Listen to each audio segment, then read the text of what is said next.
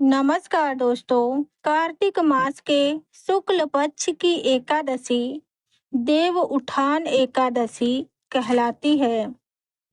भगवान श्री विष्णु इसी दिन 4 महीने की योग निद्रा को त्याग कर जागते हैं।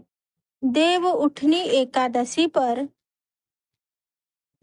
भगवान विष्णु ने शालिग्राम के अवतार में तुलसी जी के साथ विवाह किया था। सनातन धर्म में तुलसी के पौधे को बेहद पवित्र और धार्मिक माना जाता है।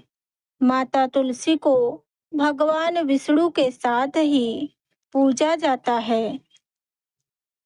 आइए जानते हैं कैसे हुआ विष्णु के शालिग्राम स्वरूप के साथ तुलसी जी का विवाह। पौराणिक समय में दैत्यों का राजा दंभ हुआ करता था। वह बहुत बड़ा विष्णु भक्त था। कई सालों तक उसके यहाँ कोई संतान नहीं होने के कारण उसने शुक्राचार्य को अपना गुरु बनाकर उनसे श्री कृष्ण मंत्र प्राप्त किया। यह मंत्र लेकर वह पुष्कर सरोवर में घोर तपस्या करने लगा। उसकी तपस्या से प्रसन्न होकर ब्रह्मा जी ने उससे वरदान मांगने को कहा।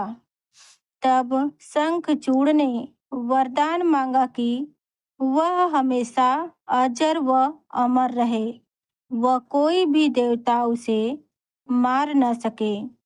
ब्रह्मा जी ने उसे यह वरदान दिया और कहा वह बदरी वन में जाकर धर्मध्वज की पुत्री तुलसी से जो तपस्या कर रही है उससे विवाह कर ले। शंखचूड़ ने वैसा ही किया और तुलसी के साथ सुखपूर्वक रहने लगा। उसने अपने बल से देवताओं और असुरों, दानवों व राक्षसों, गंधर्वों, नाग, किन्नरों सभी पर विजय प्राप्त कर ली। वह भगवान विष्णु का परम भक्त था। शंखचूड़ के अत्याचारों से सभी देवता परेशान होकर ब्रह्मा जी के पास गए और ब्रह्मा जी ने उन्हें भगवान विष्णु के पास ले गए। भगवान विष्णु ने कहा शंखचूड़ की मृत्यु भगवान शिव के त्रिशूल से ही होगी, अतः आप लोग उनके पास जाएं। भगवान शिव ने चित्ररथ नामक गण को अपना दूत बनाकर शंखचूड़ के पास भेजा। चित्ररथ ने शंखचूड़ को समझाया कि वह देवताओं को उनका राज्य लौटा दे, परंतु शंखचूड़ ने मना कर दिया और कहा कि वह महेश्वर से युद्ध करना चाहता है।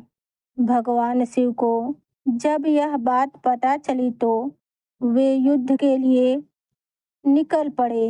इस तरह देवता और दानवों में घमासान युद्ध हुआ, परंतु ब्रह्मा जी के वरदान के कारण शंखचूड़ को देवता नहीं हरा पाए।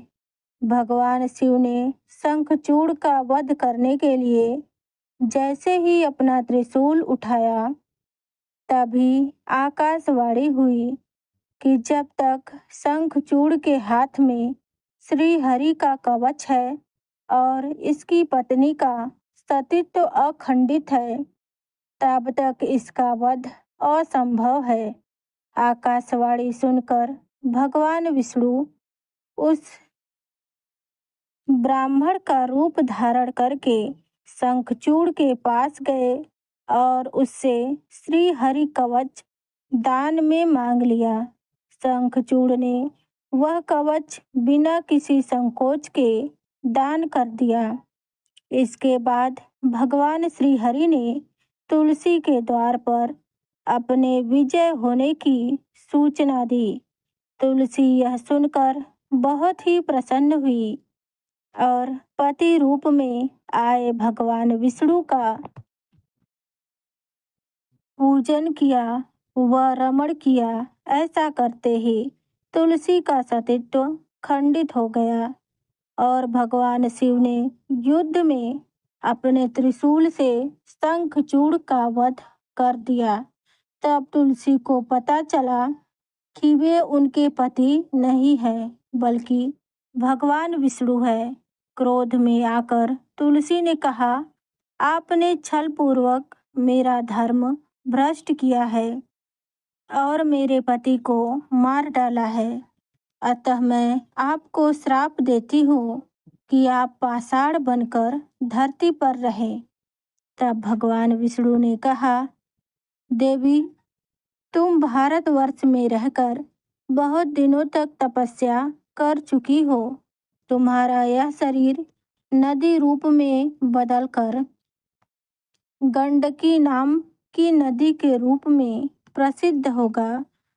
तुम पुष्पों में श्रेष्ठ तुलसी का पौधा बन जाओगी और सदा मेरे साथ रहोगी।